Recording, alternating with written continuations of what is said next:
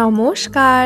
Here is part 2 of our বগিয়ানসা temple tour. তো এই ভিডিওটায় আমরা একদম পাহাড়ে ওঠার মোমেন্টসগুলো আর বুদ্ধিস্ট টেম্পলের মোমেন্টসগুলো শেয়ার করব। But let me tell you what's really going on. India back করার আগে আমরা কোরিয়ায় লাস্ট ভিজিট করি বুসানে। অ্যান্ড বুসান যাওয়ার অলমোস্ট অ্যারাউন্ড এক সপ্তাহ আগে আমরা বগিয়ানসা গিয়েছিলাম। সো আমার মাথায় শুধু বুসানের মেমোরিজগুলোই ভাসছিল। And somehow I totally forgot about বগিয়ানসা। আমি ভুলেই গিয়েছিলাম যে তোমাদের সাথে বুসানের ট্যুরটা শেয়ার করার সাথে সাথেও বগিয়ানসার ট্যুরটাও শেয়ার করা বাকি আছে। বাট এনিওয়ে লাকিলি আমি বগিয়ানসার ট্যুরটাও তোমাদের সাথে শেয়ার করেই নিচ্ছি। তো এই তো হাঁটতে হাঁটতে আমি বেশ অনেকটা উপরে চলে এসেছি। এই ওপরের রাস্তাগুলো আরো বেশি rough R uneven and I am going up there alone. I mean আমার হাজবেন্ড আর উপরে আসেনি, ওর আর উপরে আসার ইচ্ছাই ছিল না, তাই ও ওই ঝর্ণাটার কাছে বসে আছে আর ওয়েট করছে আমার জন্য আমি কখন ব্যাক করব। তাই আমাকে তাড়াতাড়ি যেতে হবে, পুরো জায়গাটা দেখে তাড়াতাড়ি ব্যাক করতে হবে।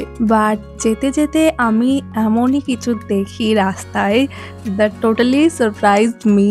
কয়েকজন মানুষ এইভাবে পাহাড়ের গায়ে দাঁড়িয়েছিল।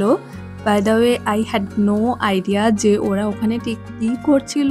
যতদূর মনে হয় ওরা ওখানে ক্লাইম্বিং করছিল, বাট জানি না, আই এম নট শিওর। যদিও আমি বেশ এক্সাইটেড ছিলাম ওরা ওখানে কি করছে জানার জন্য, বাট তারপর ভাবলাম না, এখানে দাঁড়িয়ে সময় নষ্ট না করে তাড়াতাড়ি গিয়ে আবার আমাকে ব্যাক করতে হবে, আদারওয়াইজ ও টেনশন করতে থাকবে। আর এই যে রাস্তাটা এখন আমি পেরোচ্ছি এটাই হয়তো সব থেকে বেশি সরু আর আনইভেন ছিল। আমারও বেশ ভয় লাগছিল রাস্তাটা পেরোনোর সময়। এনিওয়ে আমরা ফাইনালি উপরে চলে এসেছি। আর এই যে ঢুকেই সাইডে একটা এরকম ছোট্ট মতন ঝর্ণা ছিল, আর এই ব্রিজটা পেরোলেই সামনেই মেন ঝর্ণাটা রয়েছে। And honestly speaking the vibe is totally cinematic and that's it. Okay, so this is the main view. আর ভিউটা সত্যি খুব সুন্দর। এই ওয়াটারফল এরিয়াটাও অ্যাকচুয়ালি প্রিটি বিগ টু, তাই সবাই যে যার মতন ভাবে এনজয় করছে।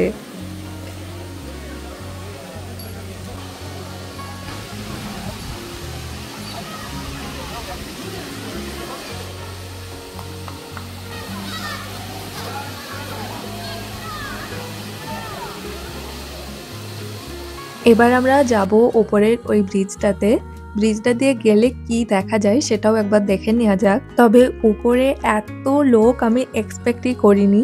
আই কাইন্ডা থট লাইক এত ওপরে হয়তো অল্প কিছু লোকই থাকবে, বাট এখানে এসে দেখছি এখানে তো অনেক লোক। ব্রিজটা ক্রস করে এসে দেখলাম ব্রিজের এই পাশেও একটা ঝর্ণা আছে। এই ঝর্ণাটাও দেখতে বেশ সুন্দর, বাট জায়গাটা একটু ছোট, তাই সেরকম কোনো অ্যাক্টিভিটি হচ্ছিল না। সাইডে বেশ কিছু মানুষজন জাস্ট বসেছিল, ভিউগুলো এনজয় করছিল আর অনেকে ছবি তুলছিল।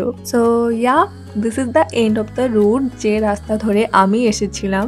আশেপাশের জায়গাটা ভালোভাবে দেখে নিয়ে এবার আমি ব্যাক করছি নিচে যাওয়ার জন্য। ওদেরকে জলে এত মজা করতে দেখে I felt like getting into the water as well. Anyway, তবে ব্যাক করার সময় আমি একটা জিনিস নোটিস করলাম যে পাহাড়ের একদম ওপরে একটা ছোট্ট ঘর রয়েছে। অলদো এটা ঘর না অন্য কিছু, I have no idea. And as far as I remember আমি ওখানে এক দুজন মানুষকেও দেখেছি, বাট আমি 100% শিওর নই। আমি তো খুবই কিউরিয়াস এটা জানার জন্য যে এত উপরে ঘরটা কি করছে, আর যারা ওখানে ছিল তারাই বা অত উপরে গেল কিভাবে। এনিওয়ে, এত প্রশ্নের উত্তর জানা সম্ভব নয়, আমার হাতে এত সময়ও নেই। I need to head back. But এরকম স্ট্রেঞ্জ কিছু ঘটনা দেখলেই আমার মাথায় এমনি এক ঝুড়ি কোয়েশ্চেন চলে আসে। নিচে এসে দেখি ও দিব্যি সুন্দর ফোন ঘাটছিল, তার মানে আমার হাতে আরো কিছুটা সময় ছিল জায়গাটাকে এনজয় করার জন্য। তবে ভালোই হয়েছে, এতটা হেঁটে আসার পর আমিও কিছুক্ষণ বসে রেস্ট নিয়ে নিলাম। দেন আমরা জলে গিয়ে বেশ কিছুক্ষণ মজা করার পর নিচে যাওয়া শুরু করলাম। আরো কিছুক্ষণ বসলে হতো, বাট এখন আমরা বৌদ্ধ মন্দিরটাতে যাব অ্যান্ড দেন আমরা বাড়ি ব্যাক করব। আর এই তো হাঁটতে হাঁটতে আমরা মন্দিরে চলে এসেছি। এর আগের বারে আমরা মন্দিরটা ভালোভাবে ঘুরে দেখেছিলাম, বাট তাও এবারে চলে এলাম কারণ এরপর তো আর আমরা আসতে পারবো না। মন্দিরের সামনেই একটা ক্যান্ডেল স্ট্যান্ড রয়েছে আর তার ঠিক সামনেই ভগবান বুদ্ধা বসে রয়েছেন। আর পাশেই একটা ওল্ড কোরিয়ান পাইন ট্রি রয়েছে, যেটাকে কোরিয়ান ভাষায় সোনামুও বলা হয়। এই পাইন ট্রি কোরিয়াতে actually long life, strength, purity and spiritual স্টেবিলিটিকে সিম্বলাইজ করে। কোরিয়ার ন্যাশনাল ট্রিও হচ্ছে এই রেড পাইন ট্রি। মন্দিরের চারিপাশটা এতটাই পিসফুল যে মনের ভিতর একটা আলাদাই শান্তি কাজ করে।